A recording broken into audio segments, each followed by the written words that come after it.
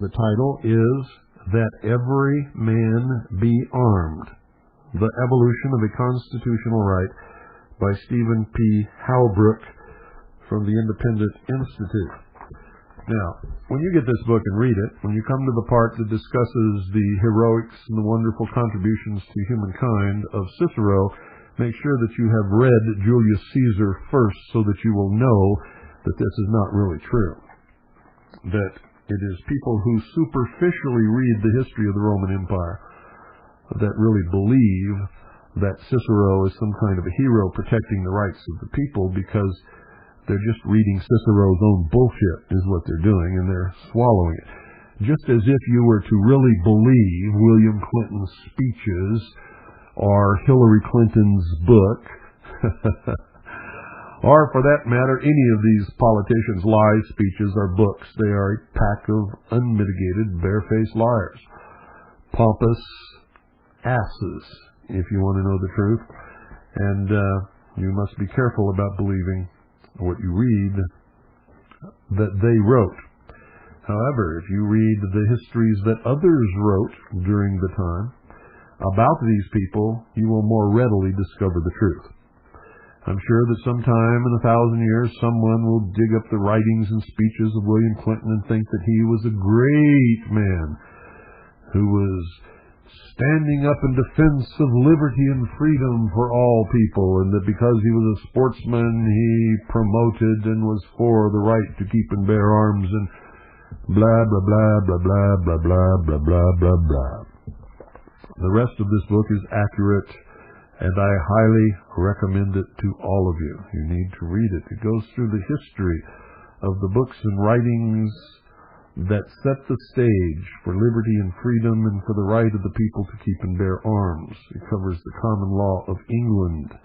I'm not selling this book, and I'm not going to give you an address where to write from it. I'm just going to tell you to go find it, because I pulled this out of my library for tonight's discourse and conversation. Goes into the American Revolution in the second article in amendment, and continues into antebellum interpretations right up to the Freedmen Firearms and the 14th Amendment that resulted from the Great Civil War that was fought for freedom. And now when I say fought for freedom, ladies and gentlemen, don't misunderstand me. The South was fighting for state rights, and in their fight they were certainly fighting for freedom. The North was fighting for the Union to stay together, and for that concept of freedom, that in the power of a complete nation that freedom would prevail. And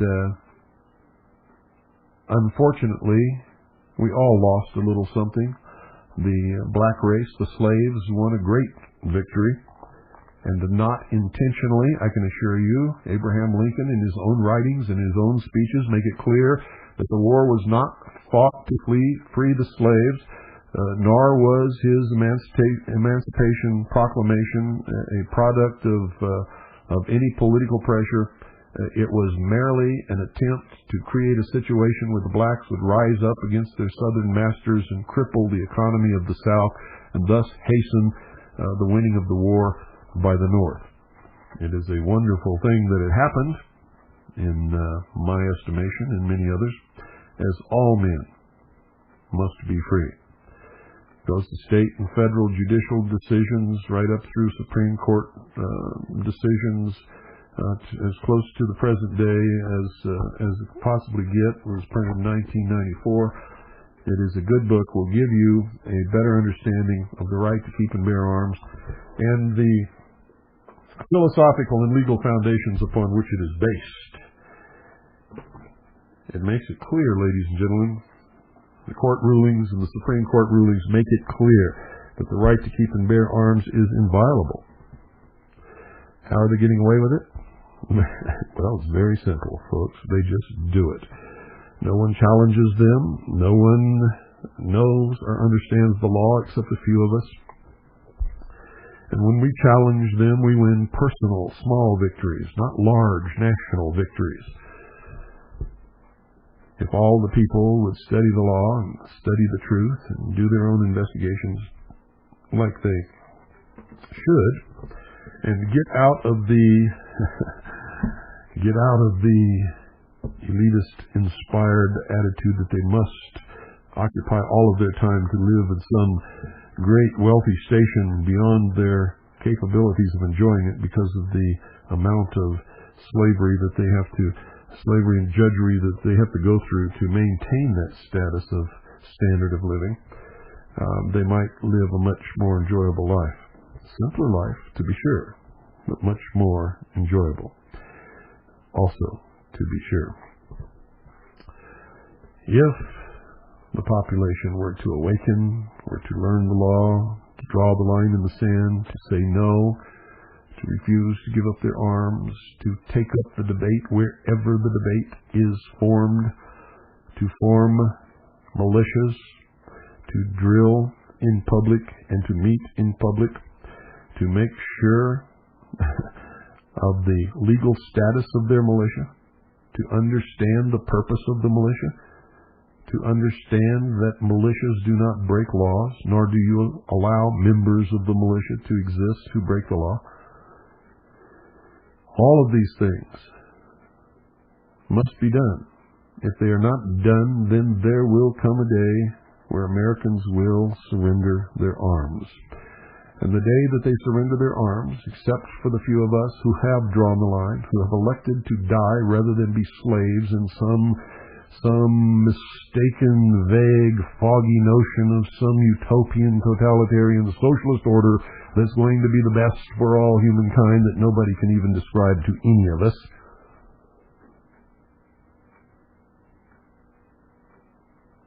Except for us, most will march off into that slavery. And on the day they surrender their arms, Americans will become slaves and America will cease to exist.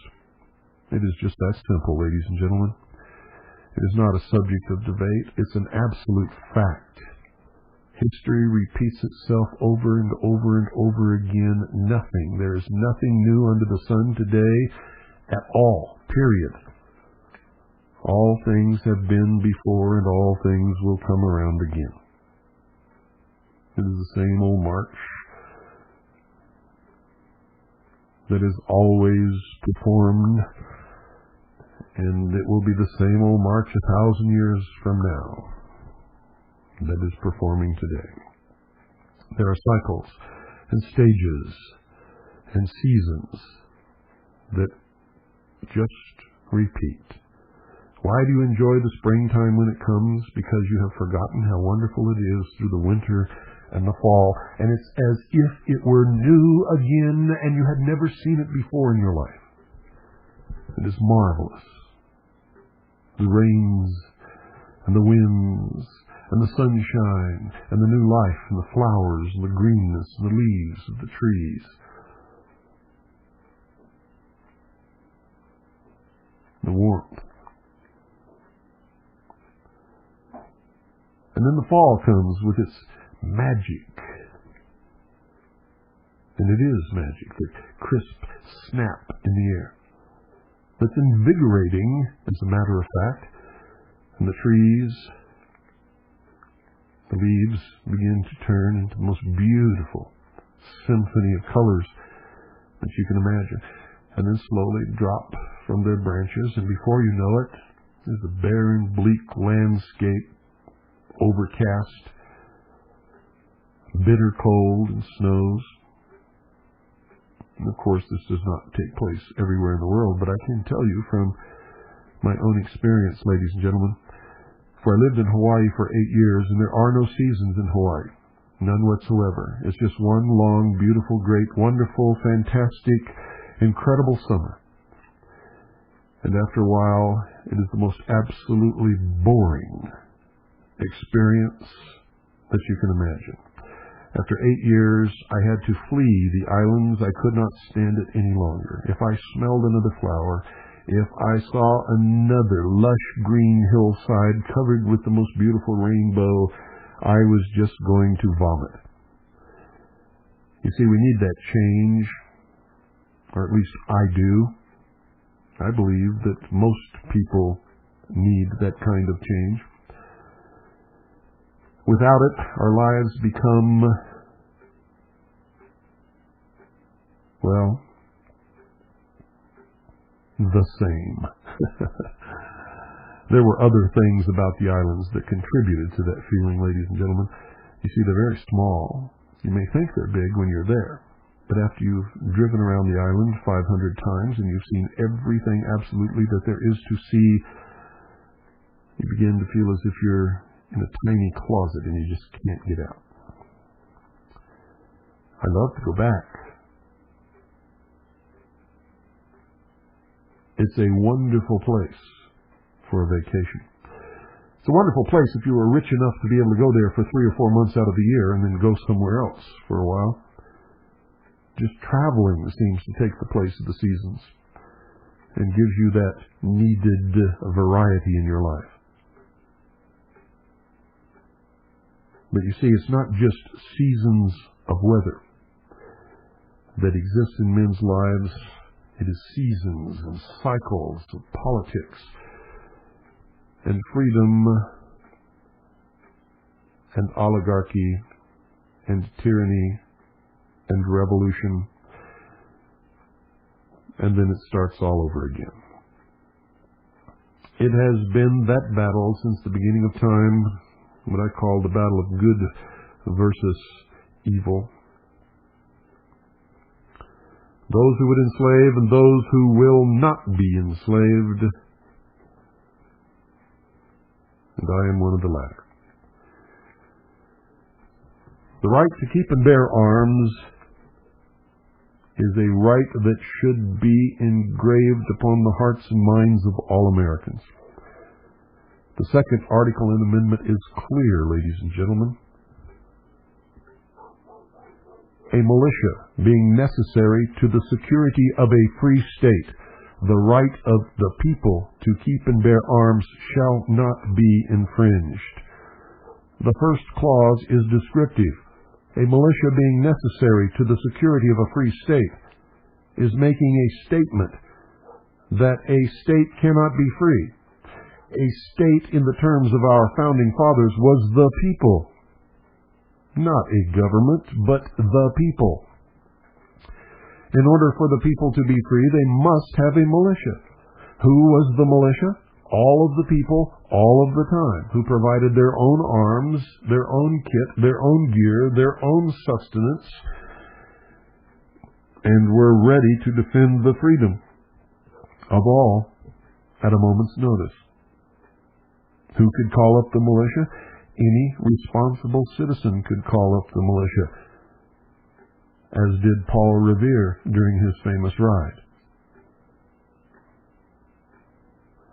The second clause is the active clause, and is the entire reason for the entire phrase, for the entire sentence, for the entire second article in amendment. The right of the people to keep and bear arms shall not be infringed.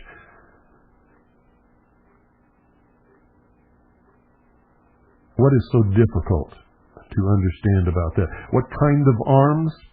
Any kind of arms that are necessary to maintain the freedom and security of the people against any insurrection, against any invasion, and against anyone who would subvert or destroy the laws of the Union or of the state. Anyone who would create an oppressive, tyrannical government over the people. Anyone who would attempt to disarm the people. The Constitution for the United States of America, ladies and gentlemen, recognizes the militia as a pre-existing body before the Constitution was written or adopted. You see, the Constitution does not provide for the Congress to form a militia or to create a militia.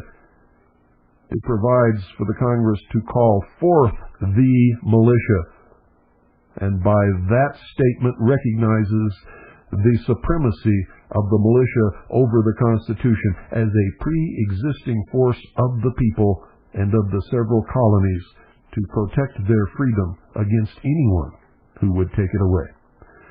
The Declaration of Independence set the stage by saying any government that would become despotic or become a tyrant should be overthrown by the people, disbanded by the people, negated by the people. It all means the same thing. And that they should form a government more to their liking, one which would serve their interests and preserve their freedoms.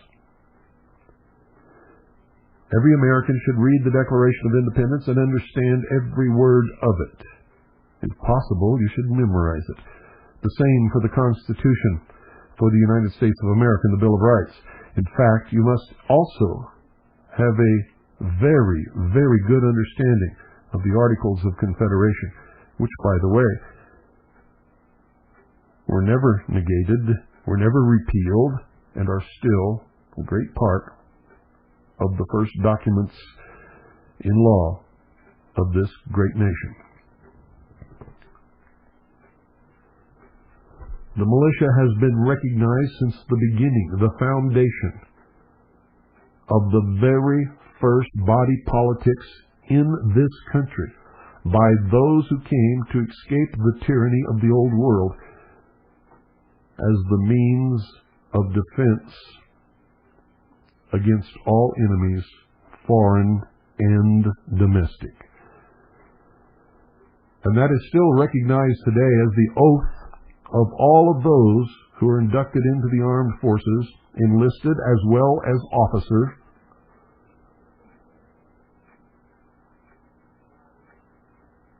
requires that their allegiance be placed in defense of the Constitution for the United States of America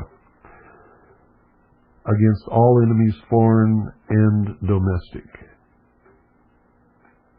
and that they will obey all lawful orders of the officers placed above them.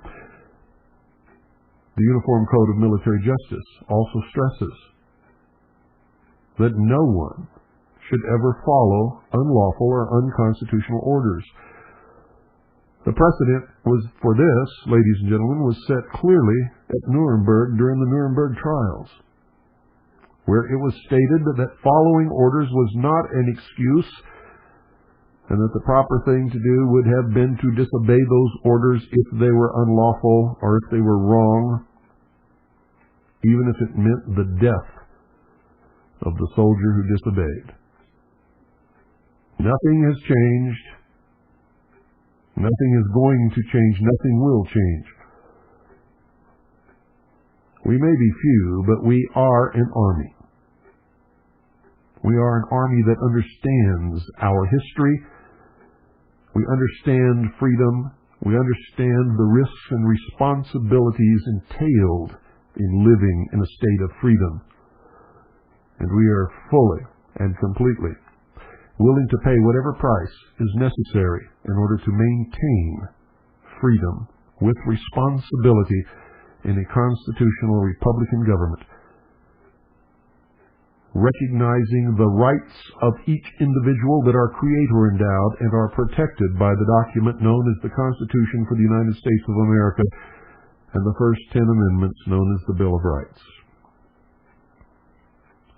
I find it incredible that many Americans, many more than you would even dare to believe, have never even read the Constitution for the United States of America or the Bill of Rights in their entire life and know nothing about it. They know literally nothing about the principles and ideals upon which this nation was founded, that gave this nation and its people the greatness and the prosperity, the standard of living, and the opportunity that we have enjoyed for over 200 years. Now, in their ignorance and their apathy, and yes, even their stupidity, they are taking steps which they believe to be right based upon the erroneous lessons that they have been taught by their socialist masters to destroy all of it. and create another nation in the image of what they believe has fallen the Soviet Union. If you read Mikhail Gorbachev's book, Perestroika, if you read his speeches, if you read the writings of other prominent socialist politicians and great men, great to communism and socialism, you will find that the fall of the Soviet Union was a deception, meant to lull the West to sleep, so that there could be, ladies and gentlemen, a synthesis of the two, capitalism and communism, into a world body politic, a totalitarian socialist new world order, which they call the Golden Dawn, or the New Dawn, or the Golden Age returning, or the New World Order, or the New Covenant. They have many words for it, but it is all the same. And they are ready and willing to destroy anyone who opposes their new order. You will not be allowed to move into the future, into the new millennium, if you are considered to be heretical. If you will not give up the past. If you are a Klingon. The Federation will crush you if you are a Klingon. And you will be relegated to a small spot in the universe.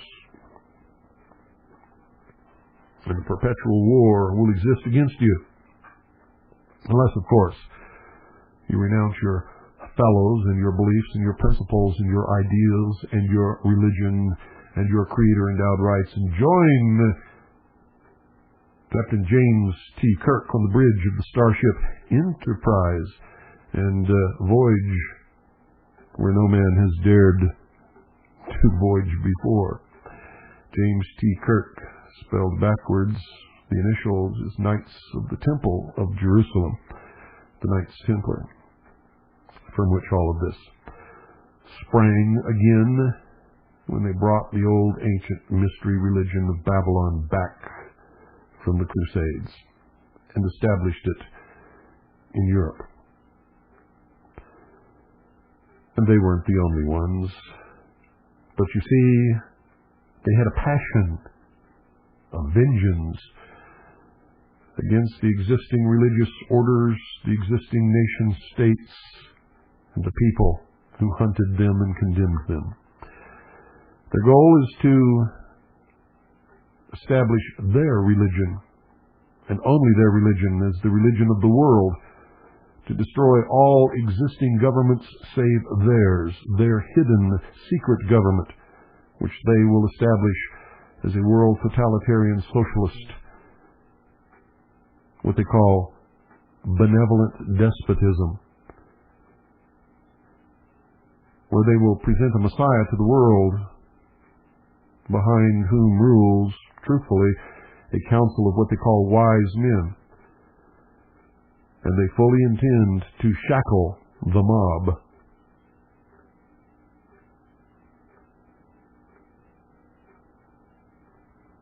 That's you. If I were you, I would study up on this. If I were you, I would take advantage of our sale and get your hands on our Mystery Babylon series.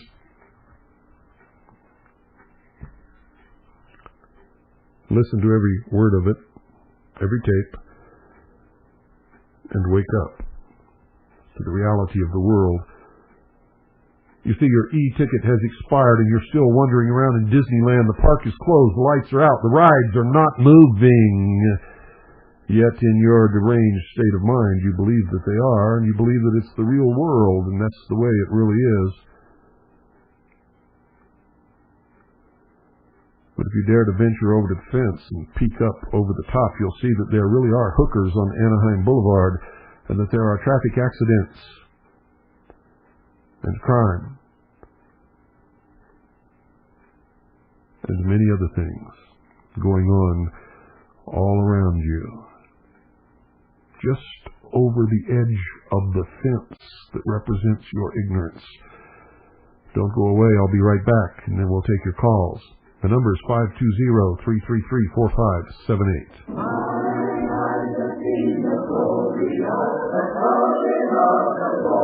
He is camping out the places where the grapes of wrath are stored. He has loosed the faithful lightning of his terrible restore. His truth is marching on. Glory, glory, hallelujah. Glory, glory, hallelujah. Glory, glory, hallelujah. His truth is marching on. I have seen him in the watchfires of 100 searching camps. They have builded him an altar in the evening dews and dance. I can read his righteous faces by a dim and fairy glance. His day is marching on. Glory, glory, hallelujah. Glory, glory, hallelujah. Glory, glory, hallelujah.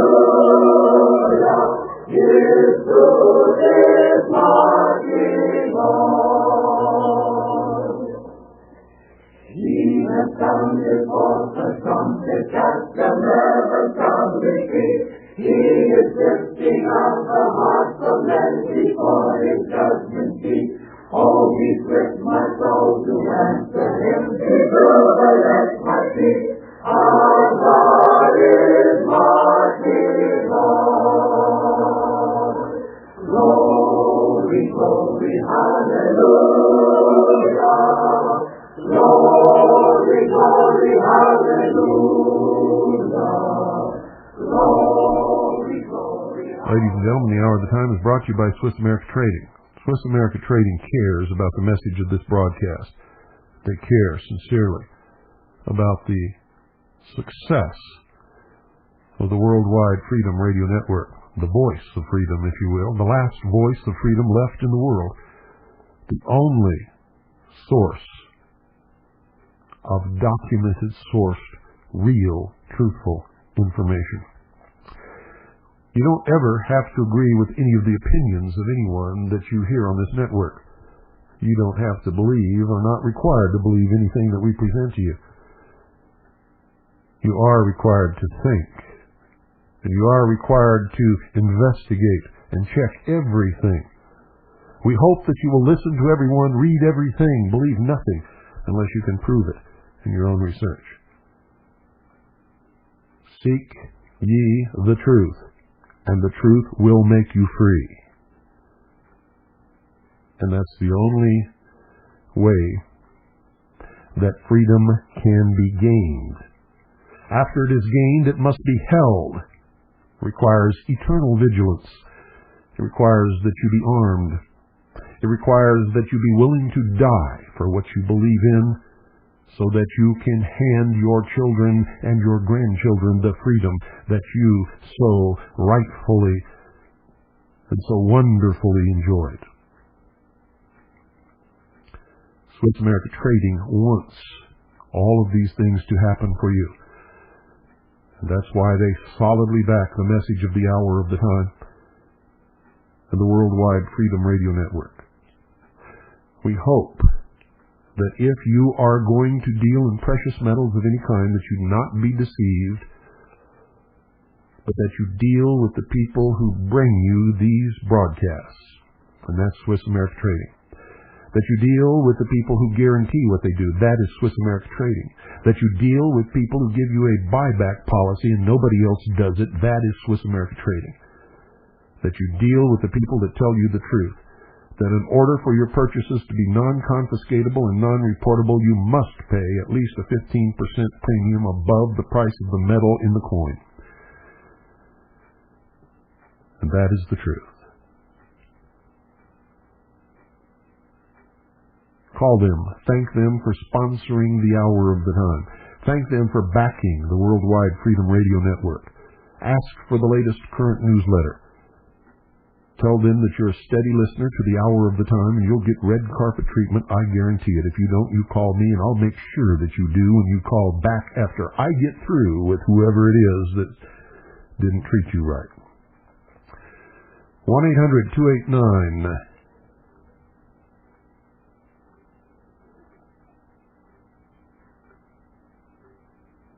Well, let's just do it the easy way. 1-800-BUY-COIN.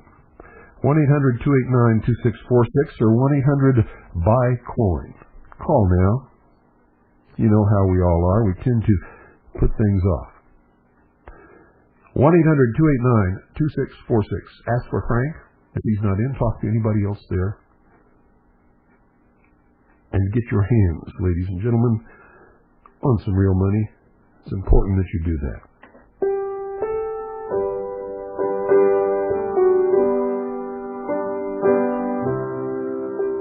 520-333-4578 is the number. Go right to the phones after this brief pause.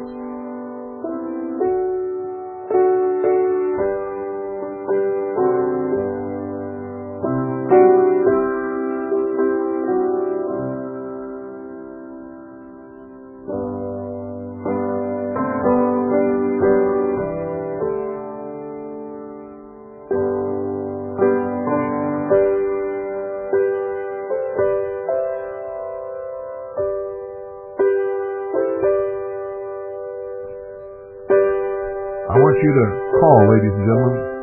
I want to know if you would take up arms in defense of the Constitution, the Bill of Rights and Freedom. I want to know if they came to disarm you, would you give up your weapons? I want to know where you would draw the line in the sand.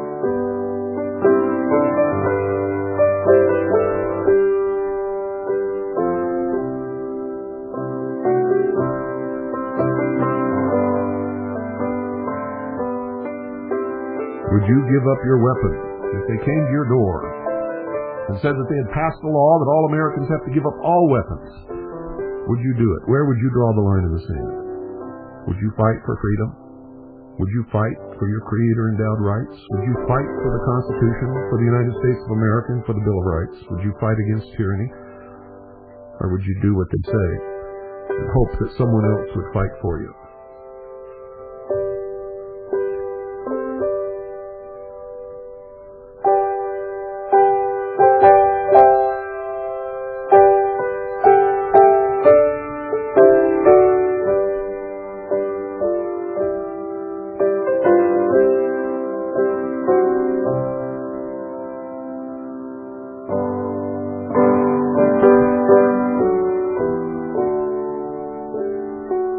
(1-800-289-2646) is the number you should call for Swiss America Trading.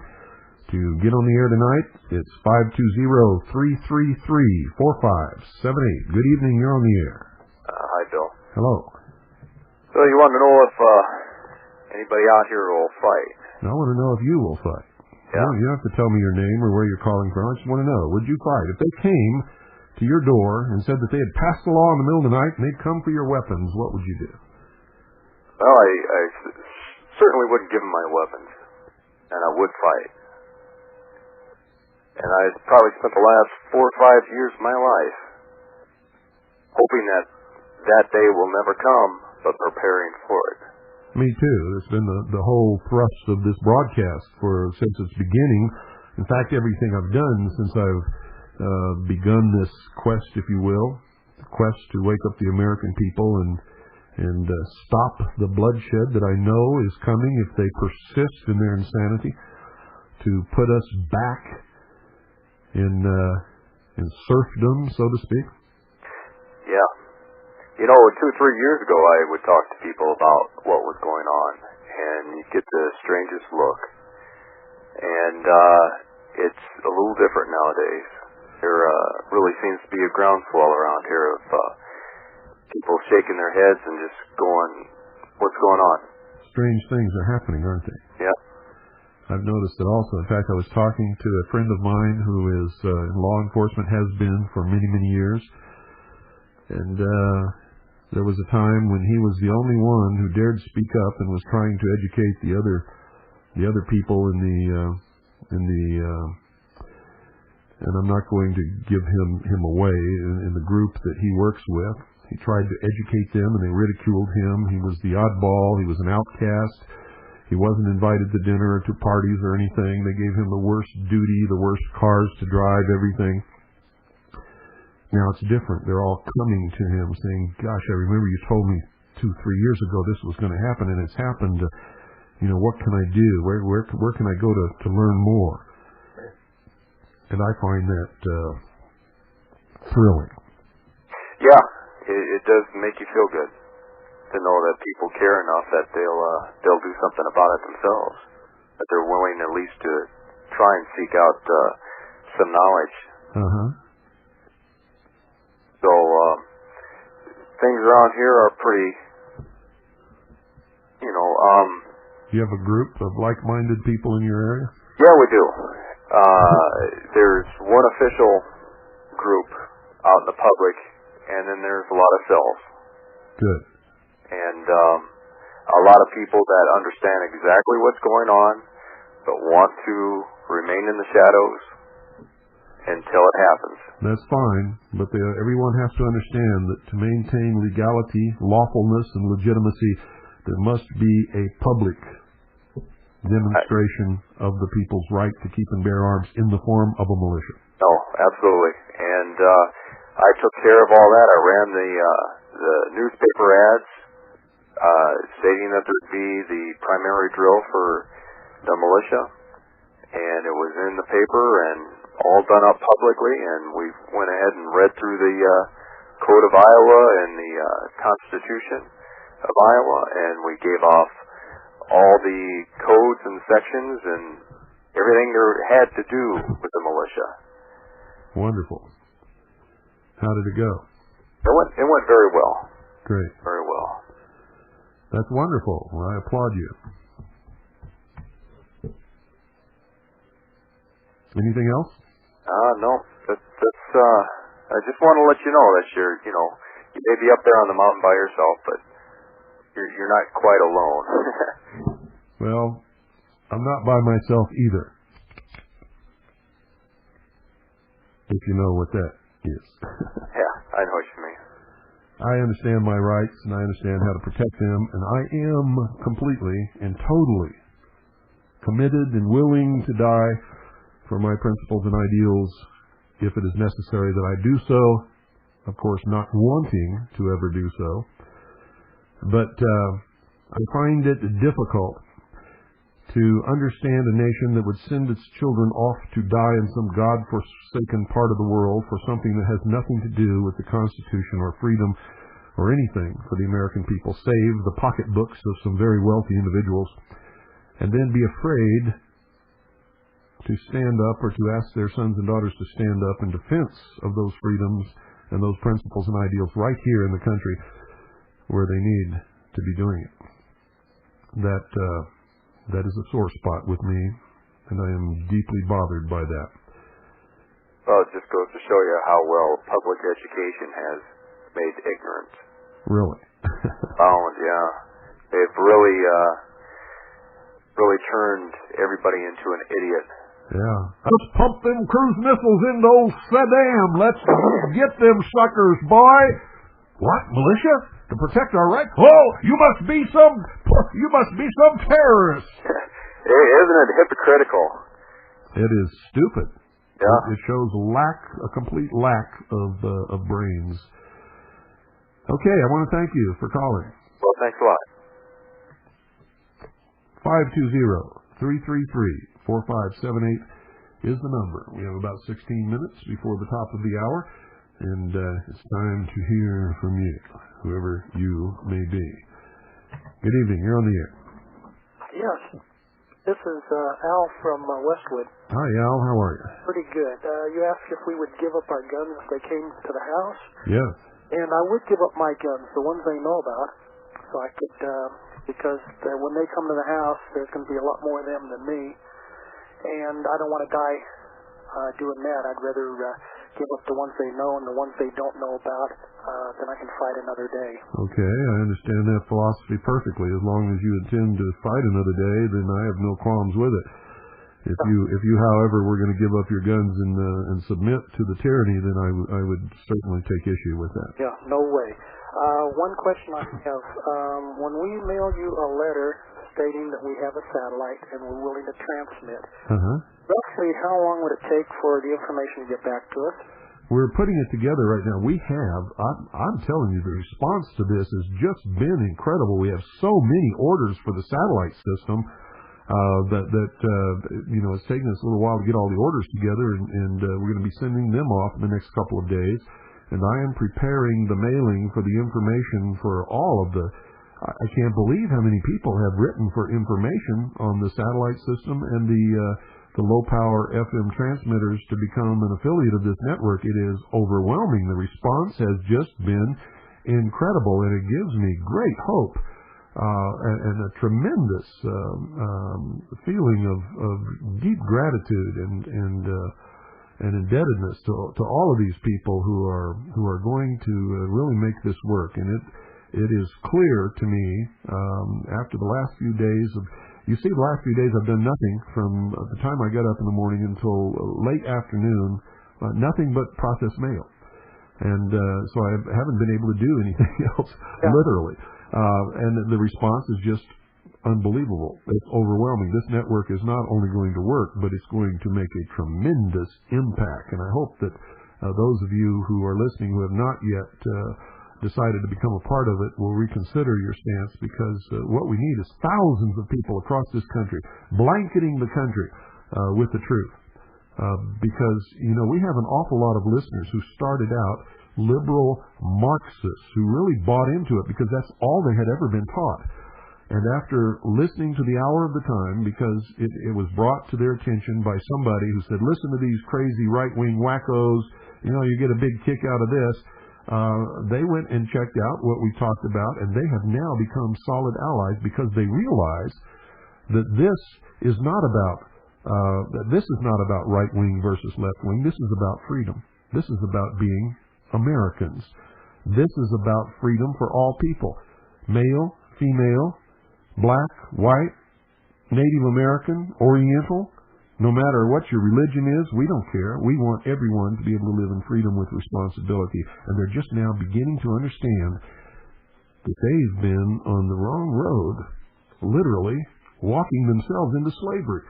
And now they're setting themselves free, and I love it. I just love it. It just tickles me to death. And one of the greatest boosts we ever got was when the White House issued that memo naming me as the most dangerous radio host in America, and naming the frequency and all of that stuff that Rush Limbaugh read on the air, and it brought us probably one of the greatest radio audiences in the history of the world.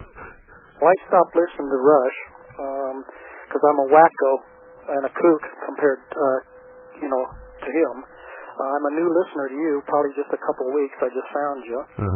One other question, kind of personal. How tall are you and how much do you weigh? When I hear you talking about that 375 H&H, I would think that you'd have to be pretty good size to handle that. Well, I used to be 6'3" tall, but I guess as you get older you lose some height, because now I'm 6'2", and I don't know where that other inch went because I don't feel compressed. That way when we get older. Yeah, and I weigh around 250 pounds. I'm a big man. Yeah, see, I'm 5'8". Not fat, big. 160, and I'm afraid that thing would probably put me in the ground. But I've got a 0.6 I'm working on. Well, whatever you're comfortable with that will get you out as far as you could possibly shoot and be accurate is what you need. Right. And let's quit playing around with this hunting baloney. Oh, yeah. The truth is when they decide to destroy the Constitution and it then becomes our duty to restore the Republic, they are going to send against us troops that are trained to be effective within 200 yards. If we can keep them from getting within 200 yards, we can win this battle. Good. Well, hopefully we'll win it. one way or another. I have to believe that we will. I don't think that there's an army on the face of this earth that can occupy and conquer the American people if they maintain their spiritual faith and refuse to give up their weapons. It cannot be done. Yeah. Well, the only thing that bothers me is the good, well, I wouldn't say the good cops, but the older cops are going to be retiring. Younger cops are coming in, they're brainwashing them. Same with the military. Well, that's okay. No. They're not too smart, are they? No, that's true. And in a good fight, they wouldn't last very long. And Spec New, well, that's something else. How you can stand up with the UCMJ and be court-martialed. And fortunately, he hasn't gone to jail, but I'm afraid maybe they didn't do that for Navy really cause a lot of problems. Well, they couldn't do it. It would have been political suicide, number one. And number two, they have no basis to justify it because he was right. And where they can get by with doing what they did, they couldn't get by with anything more serious than that. Yeah. Well, the reason I asked about the mailing is because our mail goes to Reno, Nevada, and we seem to lose a lot of mail. Really? Have you filed complaints with the Post Office Department? Because it is a serious felony to interfere with the mail. Yeah, but if you file a complaint, they must investigate it. If they catch the culprit, they must prosecute them. Yeah. Interfering with the mail is a serious felony, and they can't get around prosecuting that. Yeah, that's true. If they can catch the person. Yeah, and if you insist and you raise enough hell, they will have to do something. They'll be forced to do something. And what will happen is they will leave your mail alone. Okay. One other question. Have you heard of D.V. Kidd? Yes. Okay. I get her literature. Yes, I know D.V. She was running for office in California. She was responsible for Freedom Call 90. We all went to Washington, D.C. And old Tom Ballantyne and his gang of Illuminati adepts tried to take away the protest against the Federal Reserve and turn it into an anti-NAFTA rally. Well, she sure got a lot on the ball. Yeah. She's a very intelligent lady. I like talking to her. She is. So anyway, I'll let somebody else in. Okay. Nice talking to you, and I'll look forward to that stuff in the mail. Thank you for calling. Thank you. Bye now. 520-333-4578 is the number. Are you a real American? Do you really care about your family, about your neighbors, about other real Americans? Or are you stuck in all this other baloney that's going on? Good evening. You're on the air. Oh, Mr. Cooper, this is Wayne. Hello, Wayne. Yes, I would give up my arms. They come around to see me the second day after hell freezes over. That's the day they can get my arms. I'm still here. Okay. Good for you. Hang in there. Keep up the good work. I shall. Do you have a group of like-minded people around you? Yes, indeed. Good. You get with those people and take care of each other. We do that. And don't do anything stupid like some of these other groups have done. It's embarrassing for all of us. Sure is. Gives us a bad name and gives the other side lots of ammunition. That's right. And we don't need that. Not at all. Thank you, sir. Thank you for calling. 520-333-4578. Would you give up your arms? Would you fight in defense of freedom, of the Constitution for the United States of America and the Bill of Rights? Are you in a militia? Do you care? Would you march into the New World Order with putting the shackles upon your own feet? We need to know these things. I think everybody out there wants to know. I want to know. We all need to know. The New World Order crowd needs to know. And you need to reinforce what you have committed yourself to. You see, this is just as much a reinforcement of commitment as anything else. For to call this broadcast and make those kinds of statements that these callers have made is a commitment that you're going to find difficult to back down from once you've made it. So there's always a method to my madness, ladies and gentlemen. See, I'll get you to commit to freedom any way I can, over and over and over again if I can, always if I can, forever if I can. You see, it's one thing to, mention in passing to your buddies that they're not going to get my gun, and to make a solid commitment to yourself, to this listening audience, to me, to the nation, to those who would destroy liberty and freedom, who want to bring about their new world order on the ashes of this great nation that has given us so much. You know, it just amazes me that the people who scream the most if their rights are violated are the very ones who want to destroy this country for their new socialist order. That amazes me. You know, I sit and ponder that for hours sometimes and wonder, how can these people do that? If they really had what it was that they're trying to bring about, they would be the ones who would hate it the most.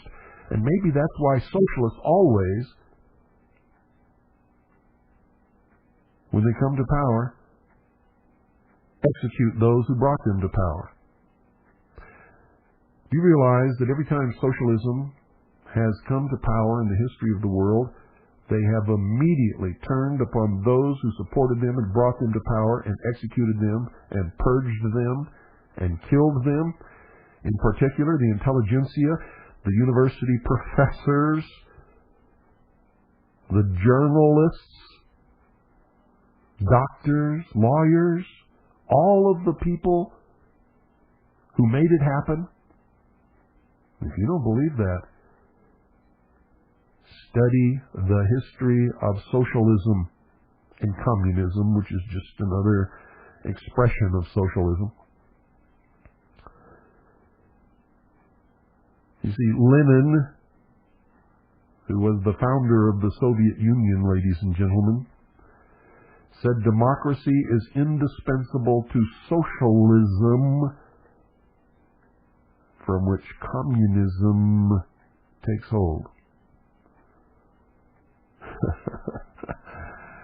Socialism breeds Nazis, breeds despotism, breeds dictatorship, breeds enslavement, breeds the destruction of the human soul, destroys self-worth, destroys opportunity, destroys everything. Creates an artificial entity that becomes more important than those who created it. Something that does not even exist except on paper becomes all that there is for those who do exist to live for. Good evening, you're on the air. Yes, Bill? Yes. This is Bill. Hello, Bill. The line's already drawn in the sand, has been drawn for some time. Wonderful. I took a stand about 20 years ago against these people. By today's standards, it was probably the wrong stand. However, it was a stand. Hopefully it woke some of the present-day patriots up. I've been attacked. These people have taken everything that my family and I have. I used to be a professional. I won't go into what area. But they probably deprived us of, over the last several years, of over $1 million in property. My gosh. Like I say, the line is drawn. If the feds show up again, it's at their peril. Well, that's the way it is at my house. If they ever come to my home to take any member of my family or me or any of my property or the property that belongs to my family or our entities, our trusts, there's going to be the biggest gun battle that you've ever imagined in your life. We will not submit to the tyranny at all. I understand. And bear in mind, they've been here before. If they come again, it's at their peril, unless they catch me off guard. Well, you're in the right, you know, whether or not the press acknowledges it or anyone else acknowledges it, we are in the right. They do not have jurisdiction or venue. They're operating outside the law. They are, in fact, outlaws operating under the color of law. They have subverted the Constitution and the Bill of Rights years ago and are in the process of committing insurrection and treason. And whatever we do to resist them is 100% justified constitutionally and within the law. As Thomas Jefferson put it, Bill, resistance to tyranny is obedience to God.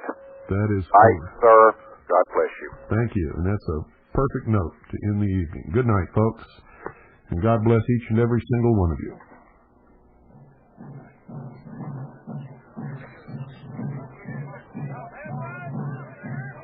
A week before the Battle of Bull Run, Sullivan Ballou, a major in the 2nd Rhode Island Volunteers, wrote home to his wife in Smithfield. July the 14th, 1861, Washington, D.C. Dear Sarah, the indications are very strong that we shall move in a few days, perhaps tomorrow. And lest I should not be able to write you again, I feel impelled to write a few lines that may fall under your eye when I know more. I have no misgivings about or lack of confidence in the cause in which I am engaged, and my courage does not halt or falter. I know how American civilization now leans upon the triumph of the government, and how great a debt we owe to those who went before us through the blood and suffering of the Revolution. And I am willing, perfectly willing, to lay down all my joys in this life to help maintain this government and to pay that debt. Sarah, my love for you is deathless. It seems to bind me with mighty cables that nothing but omnipotence can break. And yet my love of country comes over me like a strong wind and bears me irresistibly with all those chains to the battlefield. The memory of all the blissful moments I've enjoyed with you come crowding over me, and I feel most deeply grateful to God and you that I've enjoyed them for so long. And how hard it is for me to give them up and burn to ashes the hopes of future years, when, God willing, we might still have lived and loved together, and see our boys grown up to honorable manhood around us. If I do not return, my dear Sarah, never forget how much I loved you, nor that when my last breath escapes me on the battlefield, it will whisper your name. Forgive my many faults and the many pains I have caused you. How thoughtless, how foolish I have sometimes been. But oh, Sarah, if the dead can come back to this earth and flit unseen around those they love, I shall always be with you in the brightest day and the darkest night.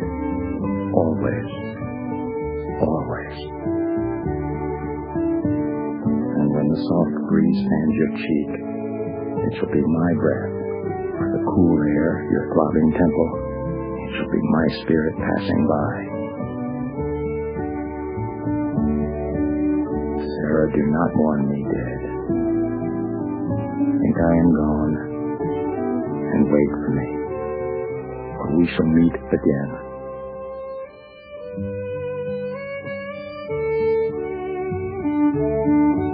Sullivan Ballou